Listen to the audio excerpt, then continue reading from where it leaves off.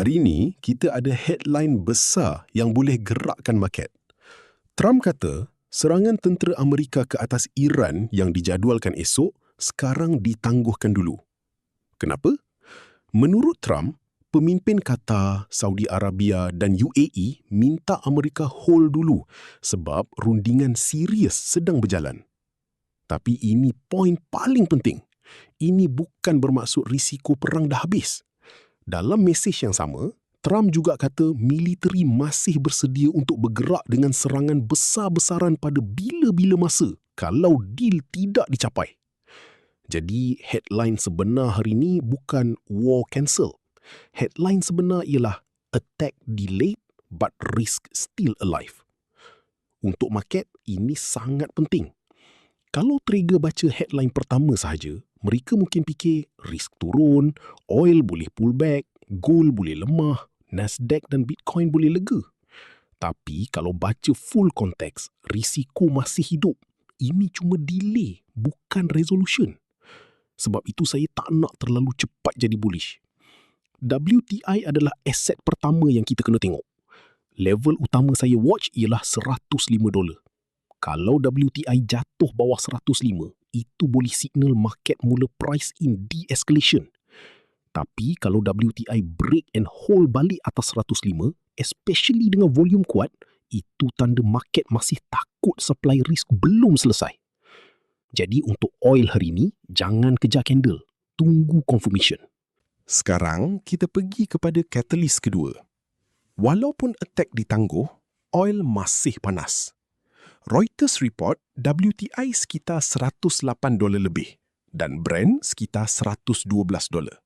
Ini penting sebab kalau oil kekal tinggi, inflation fear pun kekal hidup. Bila inflation fear hidup, bond yield boleh stay tinggi. Bila yield stay tinggi, tech stocks dan Nasdaq boleh rasa tekanan. Jadi, walaupun headline Trump nampak macam relief, market belum confirm risk on sepenuhnya. Gold pula berada dalam situasi mixed. Kalau fear turun, gold boleh retrace. Tapi kalau negotiation gagal atau headline Iran jadi panas balik, gold boleh dapat safe haven bid dengan cepat. DXY pun sama. Kalau market rasa geopolitik masih bahaya, dolar boleh dapat defensive bid. Tapi kalau risk on kuat, DXY boleh lemah sementara. Untuk WTI, saya tengok zone 108.50 sampai 110. Kalau oil naik ke kawasan ini tapi reject, setup sell rejection boleh dipertimbangkan. Entry sekitar rejection 108.50 sampai 110. Stop di atas 112.20. Target pertama 105, target kedua 102.80. Kenapa setup ini? Sebab kalau attack delay betul-betul reduce fear, oil sepatutnya mula cooling down. Tapi kalau oil tak mahu turun, itu warning bahawa market masih tak percaya peace deal akan jadi. Catalyst ketiga hari ini ialah tech dan AI rally. Semiconductors mula lemah sebelum Nvidia earnings. Ini penting sebab Nvidia sekarang bukan sekadar satu saham. Nvidia dah jadi macam termometer untuk seluruh AI trade. Kalau Nvidia kuat, US 100 boleh dapat support. Tapi kalau Nvidia guidance tak cukup kuat atau market rasa AI trade dah terlalu crowded, Nasdaq boleh kena pressure lagi. Reuters report, Nasdaq lemah dan semiconductors jatuh sekitar 2.5%. Jadi, even kalau Iran headline bagi temporary relief, US 100 belum tentu terus bullish. Level utama saya watch untuk US 100 ialah 28,630. Kalau US 100 pecah bawah 28,630, itu signal risk off masih hidup. Setup, sell breakdown bawah 28,630. Stop, sekitar 28,950. Target pertama, 28,100. Target kedua, 27,650. Bitcoin pula akan ikut mood risk assets. Kalau US 100 lemah dan DXY naik, Bitcoin boleh susah nak recover. So, kesimpulan hari ini, Trump delay Iran attack, tapi risiko belum mati. Oil masih panas. Tech dan semis pula sedang tunggu Nvidia sebagai ujian besar. Untuk signal ini, Quantica sedang tunjuk Skilling US 100, Direction Long, Time Frame Daily. Maksudnya, ini bukan signal scalp cepat-cepat.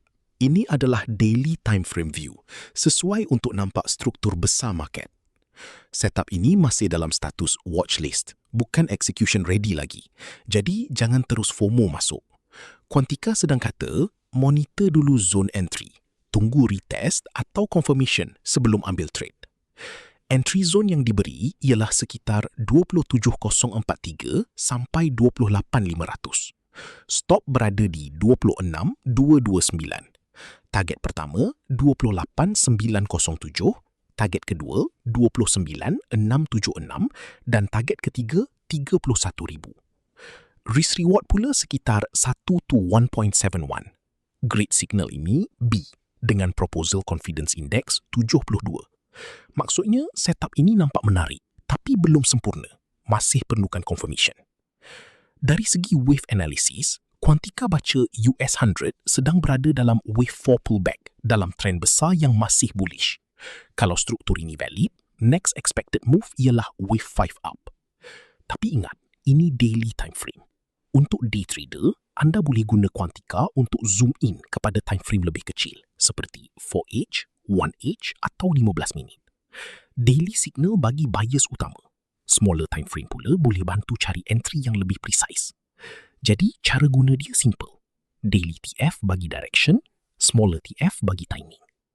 Kalau anda nak terima daily public signals percuma terus ke email, daftar akaun percuma di quantica.my. Signal dihantar setiap hari supaya anda tak perlu scan market seorang diri.